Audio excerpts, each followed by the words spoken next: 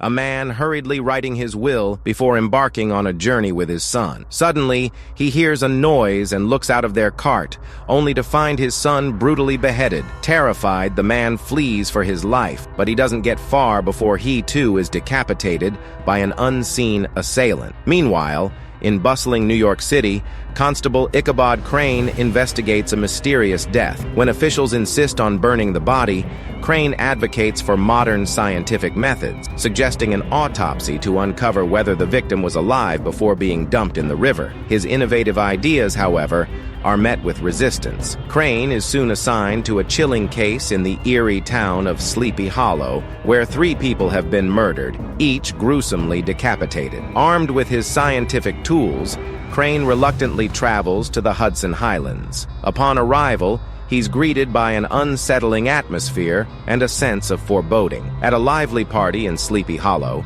Crane meets Katrina Van Tassel, the beautiful and enigmatic daughter of Baltus Van Tassel, a wealthy farmer and town leader. Baltus introduces Crane to the town's influential figures: Dr. Lancaster, Reverend Steenwick, Magistrate Phillips, and James Hardenbrook. They recount the legend of the Headless Horseman, a Hessian mercenary who was decapitated during the Revolutionary War. According to the tale, the horseman's ghost haunts the town, seeking revenge. That night, the legend becomes terrifyingly real as the Headless Horseman claims another victim, Jonathan Masbath. The next day, Crane examines the body and discovers something shocking. The wounds are cauterized as though the blade was burning hot. Young Masbath, Jonathan's orphaned son, offers to assist Crane in his investigation, and the two form an unlikely partnership. Crane's investigation leads him to unearth Widow Winship's grave, revealing she was pregnant at the time of her murder. This discovery hints at a sinister motive behind the killing.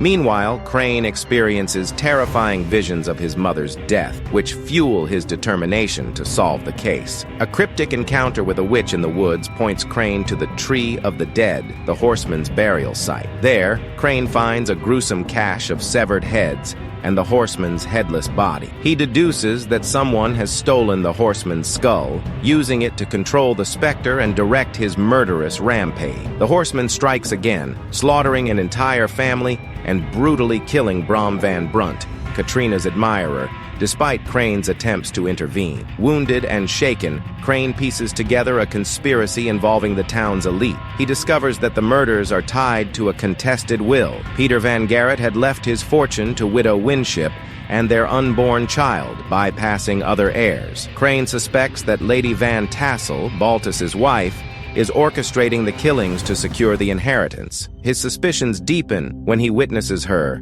in a secretive ritual. Katrina, believing Crane to be accusing her family unjustly, burns his evidence in a fit of anger. Distraught, Crane begins to doubt his own reasoning. The climax unfolds in the town church, where the horseman corners the townsfolk. Despite the sacred ground's protection, the horseman uses a makeshift weapon to drag Baltus outside and decapitates him. Katrina collapses after drawing a mysterious symbol on the church floor. As Crane prepares to leave Sleepy Hollow, he deciphers the truth. The symbol Katrina drew was one of protection, not malice. He realizes that Lady Van Tassel is the true mastermind. She had faked her death and manipulated the horseman to eliminate anyone standing in her way. Confronting her at the horseman's grave, Crane fights to stop her as she attempts to offer Katrina's life to the horseman in exchange for ultimate power. In a dramatic showdown, Crane returns the stolen skull to the horseman. Reunited with his head, the horseman spares Katrina